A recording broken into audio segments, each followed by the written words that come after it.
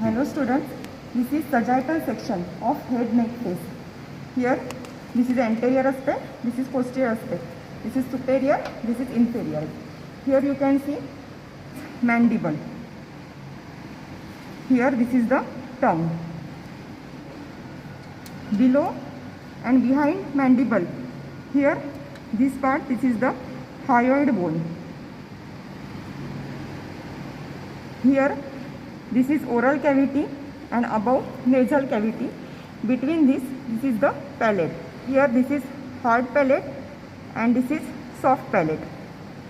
This is the uvula. Posterior nasal apparatus here, and this is the part of the vomer bone. This is nasal septum. Nasal septum. Here you can see this tube is extending around 12 cm in length.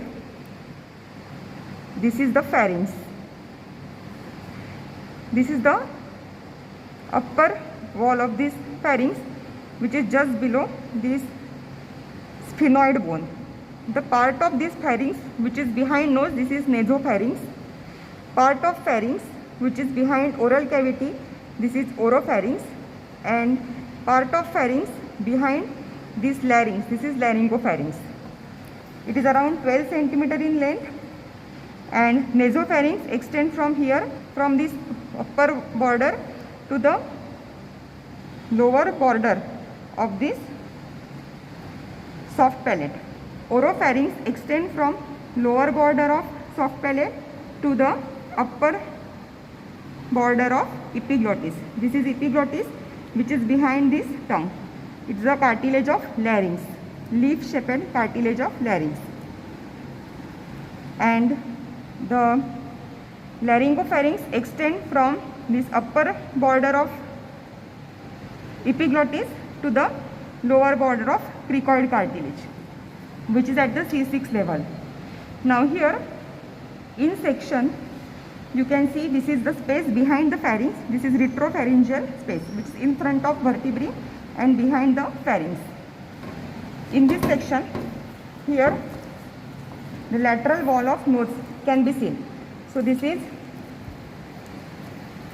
inferior nasal concha. This is middle nasal concha. Now this is the lateral wall of nose, which is seen in this section. While in this section you can see this nasal septum. In this section you can see this is nasopharynx, and in the nasopharynx you can see this opening. This is the opening of eustachian tube, also known as pharyngotympanic tube, and this fold, it contains cartilaginous part of auditory tube. The mucosa below this fold, it contains the lymphatic aggregate that is known as tubal tonsil, and this fold, this elevation is known as tubal elevation or torus tubarius. Fossa behind this, here where I am putting the probe, this is known as fossa of Rosenmuller here. So this fold is known as salpingopharyngeal fold, and the fold extending anteriorly, that is salpingopalatine fold. Salpingopharyngeal fold contains salpingopharyngeal muscle, while salpingopalatine fold, which is extending anteriorly from this tubal elevation, it contains levator veli palatini muscle. Now here you can see this is the tongue, which is having anterior 2/3 and posterior 1/3. You can see this circumhallate papillae. So posterior 1/3 of the tongue has lingual tonsil. Now on each side of this tongue you can see fold is extending toward the tongue. This is palatoglossal arch. Palatoglossal arch, which is extending from this soft palate toward the tongue, it contains the muscle of the same name. While posterior to this you can see another fold which is extending from this palate toward the pharynx. This is palatopharyngeal arch. Between these two arches, palatoglossal arch and palatopharyngeal arch, this is the tonsillar fossa, which lodges the palatine tonsil. So now palatine tonsil are lodged between these two folds. This palatine tonsil, then lingual tonsil, then tubal tonsil, and the aggregate of the lymphatic which is present on the posterior wall and upper wall of this pharynx, which are known as pharyngeal tonsil. So these tonsils together they form a ring around this oropharyngeal isthmus, that is known as Baldayer's ring. This part is of this atlas vertebra. This is the dens as it is a sagittal section. This is the second cervical, third, fourth, fifth, sixth. These are the anterior part of vertebral body, and these are the posterior part of vertebra, that is the spinous process. And in between here you can see spinal cord, and around it you can see the meninges. This is posterior cranial fossa. So you can nicely appreciate in this section this inferior nasal concha, which is a separate bone, and it's a shelf-like projection from this lateral wall of nose. So this is lateral wall of nose, this opening of eustachian tube or auditory tube. This is the fossa of Rosenmuller. Then this is epiglottis, and on each side of epiglottis, here I am putting a probe.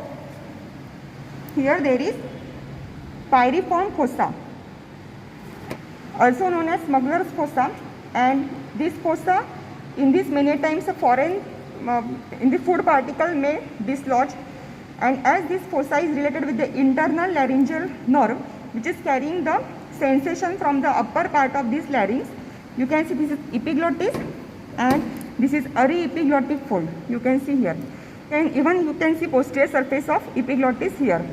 Now this pharynx which we have discussed, the upper part of pharynx, that is nasopharynx, carry air, middle part of pharynx carry food and air, while the lower part of pharynx it transmits food. So these are the three parts of the pharynx. Here you can see this is the sphenoid bone, this is sphenoid air sinus, anteriorly this is frontal air sinus. This is inferior nasal concha, below which here anterior part you can see I am putting a probe here. This is the opening of nasolacrimal duct. Middle nasal concha, below this middle nasal concha this is bulla ethmoides. Sulcus similaris, anterior part it receives opening of frontal air sinus, and then posteriorly opening of maxillary air sinus.